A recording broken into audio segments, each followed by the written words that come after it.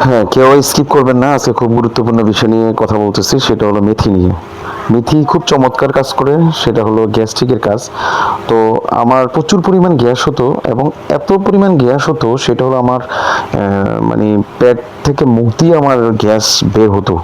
তার বুঝেন কি পরিমাণ গ্যাস হতো। তো আমি অ্যান্টাসিড খেতাম, সার্জেল 20, সার্জেল 40, এরকম বিভিন্ন ধরনের আমি ওষুধ খেতাম, কিন্তু আমি অতটা আরামদায়ক ফিল করতাম না যেটা আমি মেথির মধ্যে পেয়েছি। তো এখন ওগুলো খেলে তো সাইড ইফেক্ট থাকে, আপনারা জানেন। এখন মেথি খাই আমি। মেথি খাওয়ার পরে আমি আর কোনো ওষুধ খাই না। এই মেথিগুলো আমার খুব চমৎকার কাজ করে। আমি যখন আমার প্রচুর পরিমাণ গ্যাস্ট্রিক মানে গ্যাস ছিল, তখন আমি ২ বেলা খেতাম, রাত্রে খেতাম। এটা বড় হলে পেটেও খাওয়া যায়, আবার খালি পেটেও খাওয়া যায়। আমি সকালেও খেতাম। তো এখন আমার ২ বেলা খাওয়া লাগে না। আমি এখন ১ বেলা খাই, মাঝে মধ্যে ১ দিন পরে খাই, ২ দিন পরে খাই। কারণ আলহামদুলিল্লাহ আমি আগের থেকে অনেক অনেক অনেক ভালো আছি আমি। তো যেটা আমি ভালো আছি, আমার থেকে ভালো লাগতেছে, এজন্য আমি সবার কাছে আমি শেয়ার করতে চাচ্ছি যে আমাদের 80+ মানুষের এখন গ্যাস্ট্রিক। এখন এমন গ্যাস্ট্রিক ছোট বাচ্চারাও হয়। তো ছোট বাচ্চা তো আর মেথি খেতে পারবে না। তো আমরা যারা প্রাপ্তবয়স্ক আছি, আমরা যারা মেথি খেতে পারবো, তারা যেন আমরা খাই। আমরা যেন যে অন্যান্য ওষুধ থেকে দূরে থাকি, সেটাই সবচেয়ে ভালো। তো আপনারা মেথিটাকে কিভাবে খাবেন? মেথি কয়েক ধরনের সিস্টেমে খাওয়া যায়। যেমন আমিও খেয়েছি। আপনি রাত্রেবেলা ভিজাবেন, সকালবেলা পানিটা খাবেন। এই গেলো এক নাম্বার। ২ নম্বরে হলো সব থেকে ভালো হয়, আপনি ২৫০ গ্রাম না হলে হাফ কেজি কিনে এনে, বেশি বেশি কি দাম না, কিনে এনে এটা সবার বাসায় এখন ব্লেন্ডার আছে, ব্লেন্ডার করে তৈরি করে আপনি খেতে পারেন। এটা অল্প অল্প করে ব্লেন্ডার করবেন।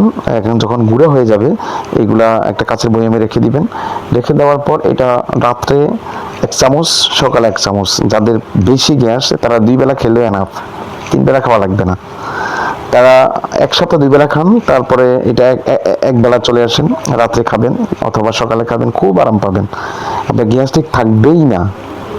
তারপরে আস্তে আস্তে যখন এটা চলে যাবে, গ্যাস্ট্রিক দেখতেছেন যে আপনার গ্যাস তেমন নাই, তখন ১ দিন পরে ২ দিন পর পর খান, দেখবেন খুবই আরাম পাবেন, খুব চমৎকার কাজ করবে। আর কাজ না করলে আমাকে কমেন্টস করে জানাবেন। আর এই মেথিটা এমন একটা মেথি, এটা আমাদের কোরআনেও লেখা আছে মেথি সম্পর্কে। মেথি দেখবেন যে বিভিন্ন হুজুরেরাও খায়, দেখবেন বিভিন্ন ওয়াজও বলে। তো এই মেথি আসলে আমি খুব চমৎকার আমি পাইছি। আমি এখন আমার কোনো আর ওষুধ খাওয়া লাগে না, আমি শুধু অনলি মেথির উপরে আছি। 80% মানুষের পেট থেকে আপনার রোগ সৃষ্টি হয়। তো পেট থেকে বেশি খাবার খেলে, ভাজি পোড়া খেলে হয়। আর ভাজি পোড়া এড়িয়ে চলবো যতটুকু পারি। আসলে ভাজি পোড়া হলো একটা লোভনীয় জিনিস, মাঝে মধ্যে মানে আমরা খেয়ে ফেলি। তো আমাদের খেয়ে ফেলে সমস্যা নেই, আমরা মেথি খাবো। তবে ভাজি পোড়া থেকে আমরা দূরে থাকাটাই সব থেকে ভালো। ঠিক আছে? তো আমি মনে করি মেথি খান। মেথি খাওয়ার পরে আপনারা বুঝবেন, নিজেরাই বুঝবেন যে আপনি ফল পেয়েছেন কিনা। এটা গুঁড়ো করে খাওয়াটা সব থেকে উত্তম। গুঁড়ো করে ১ চামচ করে খেয়ে ফেলবেন, ব্যাস।